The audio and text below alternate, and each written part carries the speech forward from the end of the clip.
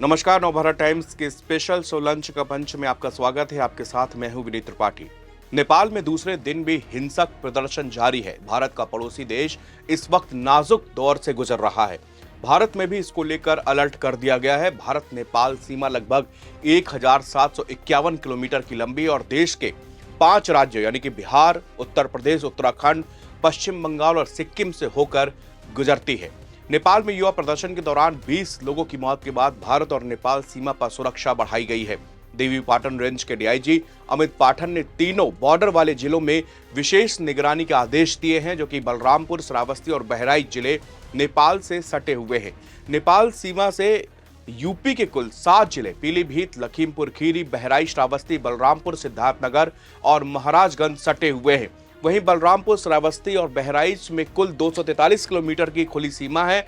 SSB और स्थानीय police इस सीमा की निगरानी करती है। बलरामपुर में 21 और श्रावस्ती में 16 और बहराइच में 36 चेकपोस्ट स्थापित है। अधिकारियों का कहना है कि बिहार, उत्तर प्रदेश सहित सभी नेपाली एंट्री पॉइंट्स पर अलर्ट कर दिया गया है। इसमें नेपाल का प्रवेश द्वार कहे जाने वाले बिहार के रक्सौल एंट्री पॉइंट से लेकर उत्तर प्रदेश के सोनौली बॉर्डर, जोगबनी, भिट्टा मोड़ और जयनगर समेत भारत नेपाल के सभी बॉर्डर पर अतिरिक्त सुरक्षा बरती जा रही है। सूत्रों का कहना है कि नेपाल में हिंसा भड़कने के असर के रूप में ये देखा जा रहा है कि जो लोग भारत से नेपाल जाना चाह रहे हैं, फिलहाल इसमें भी कमी आना शुरू हो गई है। यही नहीं, जानकारों ने यह भी बताया कि अगर नेपाल में हालात और बिगड़े तो फिर भारत से नेपाल के लिए खाने पीने की चीजों की स्मगलिंग भी होना शुरू हो जाएगी। इसको लेकर भी एसएसबी और पुलिस दोनों अलर्ट मोड पर हैं। एसएसबी अधिकारियों का कहना है कि फिलहाल भारत की तरफ से नेपाल जाने और नेपाल से भारत आने के लिए अभी किसी तरह का कोई प्रतिबंध लगाया नहीं गया है। दोनों देशों के बीच लोगों की आवाजाही और गुड्स ट्रांसपोर्ट पहले की तरह ही आ जा रहा है, लेकिन सूत्रों का कहना है कि अगर आने वाले वक्त पर इसमें भारत की तरफ से नेपाल जाने वाले गुड्स ट्रांसपोर्ट हालात समान होने तक बंद हो सकता है। नेपाल में सोशल मीडिया बैन के खिलाफ जेनजी प्रोटेस्ट शुरू हुआ था, मगर इसके बाद सरकार ने अपना आदेश वापस लेते हुए सोशल मीडिया से बैन हटा लिया, लेकिन इसके बाद भी प्रोटेस्ट शांत नहीं हुआ। रिपोर्ट्स के मुताबिक प्रदर्शनकारी छात्र राष्ट्रपति भवन और पीएम हाउस तक पहुंच चुके हैं, उनके घरों में कब्जे हो चुके हैं। संसद भवन में एक दिन पहले ही प्रदर्शनकारी छात्र घुस गए थे। नेपाल में छात्रों के भारी विरोध प्रदर्शनों के बीच पीएम केपी शर्मा ओली के भी दुबई भागने की खबर सामने आ रही है। नेपाली मीडिया की रिपोर्ट्स में दावा किया जा रहा है कि नेपाल के प्रधानमंत्री केपी शर्मा इलाज करवाने के बहाने दुबई जा सकते हैं।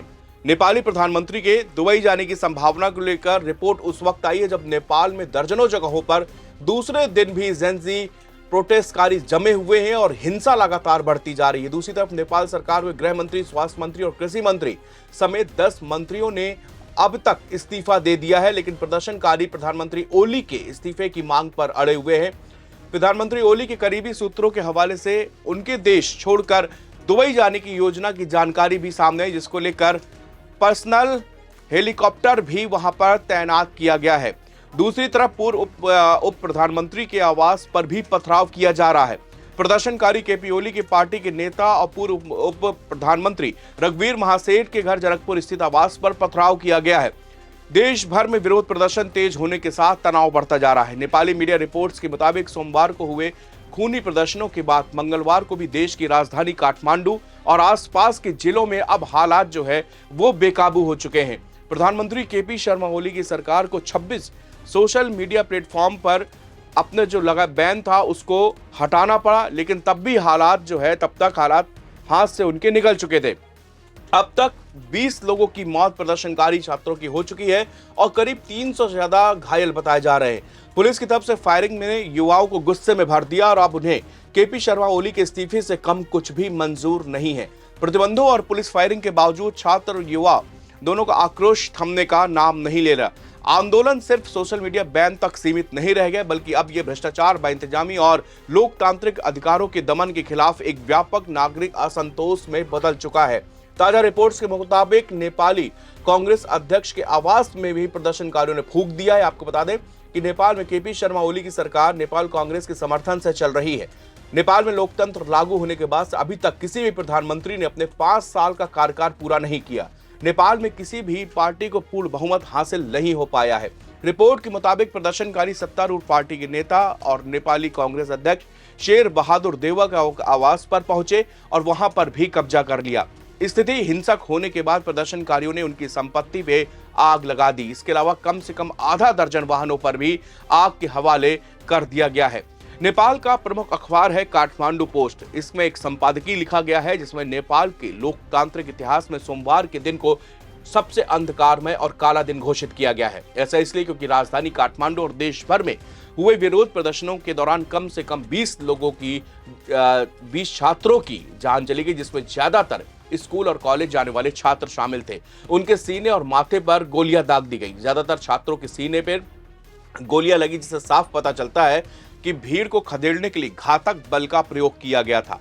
काठमांडू पोस्ट के संपादकीय में ओली की आलोचना करते हुए लिखा गया कि छात्रों का यह प्रदर्शन पहले से तय था और छात्रों को अपनी चिंताओं और अपने असंतोष को जाहिर करने का पूरा हक था।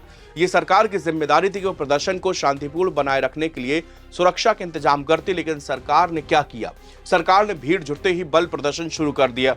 सरकार की पहली प्रतिक्रिया है गोलियों की बौछार की थी। संपादकीय में साफ लिखा गया है कि सोमवार को ऐसा लग रहा कि मानो सरकार के पास किसी भी असहमति का जवाब ही सिर्फ हिंसा है, गोली है, मौत है।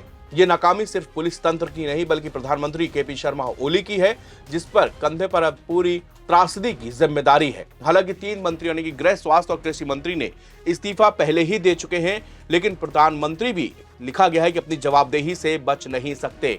तो इस वक्त की सबसे बड़ी और पूरे वर्ल्ड में छा जाने वाली ये खबर, क्योंकि नेपाल के अंदर हालात जो है वो बेकाबू हो चुके हैं और वहां पर प्रदर्शनकारियों ने जो भी बड़े बड़े ऑफिस, दफ्तर, पार्लियामेंट और राष्ट्रपति आवास वहां तक कब्जा कर लिया। और ये कुछ वैसे ही दृश्य आपने देखे होंगे जैसे पिछले दिनों में बांग्लादेश और श्रीलंका में हम लोगों ने देखे थे, जहां पर छात्र आंदोलन के बाद किस तरह से वहां पर हालात बिगड़े थे। इसी तरह से हालात जो है बिल्कुल नेपाल में है। बताया जा रहा है कि सेना ने, नेपाली सेना की भी इमरजेंसी मीटिंग है और आज शाम को 6 बजे केपी शर्मा ओली ने भी एक मीटिंग बुलाई है। उनका कहना है कि हम लगातार विरोधी जिनको इस बिल से या इस सब चीज़ों से प्रॉब्लम है, जो ये प्रोटेस्ट का आयोजन कर रहे हैं, इन सभी लोगों से हम बातचीत करने के लिए तैयार है और मिलकर इसमें एक बीच का रास्ता निकालेंगे। लेकिन शायद अब इस चीज़ के लिए बहुत देर हो चुकी है, क्योंकि एक दिन पहले जिस समय शूट एंड साइड के ऑर्डर दिए गए थे, उसी समय उनके इस फैसले को लेकर पूरे दुनिया भर में आलोचना की गई थी कि इस जैसे 28 साल यानी 13 से 28 साल के युवाओं को किस तरह से इन पर गोली चलवाई जा रही है। लोकतंत्र में ये सबसे काला दिन है, क्योंकि आपको अधिकार देता है एक लोकतंत्र की अपनी बात कहने का, अगर उसमें लेकिन शांतिपूर्ण तरीके से आप नहीं कर पाए और प्रोटेस्ट नहीं हुआ, वो हिंसक हुआ, ये आपकी गलती थी। और उसके बाद फिर उन छात्रों पर खुलेआम गोलियां चलाने के आदेश दिए गए। उसके बाद से ही 20 छात्रों की अब तक मौत हो रही। लेकिन आपको बता दें कि ये जो रिपोर्ट्स है, इसमें यह भी बताया जा रहा है कि सोशल मीडिया के माध्यम से जो भी जानकारी सामने आ रही है, हालांकि हम इसकी पुष्टि नहीं करते हैं, ये मैं आपको पहले बता दूं, लेकिन ये आंकड़ा जो है वो सोशल मीडिया पर ज्यादा बताया जा रहा है कि पुलिस ने और सेना के लोगों ने दौड़ा कर उन छात्रों को जो है उनको शूट किया है, उनको मारा है। इसी तरह भीड़ को तितर बितर करने के लिए आंसू गैस के गोले डायरेक्ट छोड़े गए, जिसके कारण बहुत सारे 300 से 400 से ज्यादा छात्र हैं वो घायल हो चुकी है। इस समय फिलहाल नेपाल की स्थिति नाजुक है और लग रहा है कि अब केपी शर्मा ओली के पास बहुत ज्यादा विकल्प वहां पर बचे नहीं है और इसीलिए तैयारी उनके दुबई भागने की भी कर ली है। बाकी तमाम मंत्रियों ने वहां पर इस्तीफा दे दिया और इसको लेकर चूंकि भारत से लंबी सीमा है बॉर्डर की नेपाल के साथ जो लगती है और इसके अलावा सारे बॉर्डर ओपन है, इसको लेकर भारत में भी चिंता बढ़ गई है। और इसको लेकर सब एसएसबी और पुलिस जहां जहां भी बॉर्डर लाइन छूती, उत्तर प्रदेश, बिहार, उत्तराखंड, पश्चिम बंगाल, जिस राज्यों से वहां पर पुलिस भी अलर्ट हो गई है और बॉर्डर पर चेकिंग एसएसबी ने तेज कर दी है।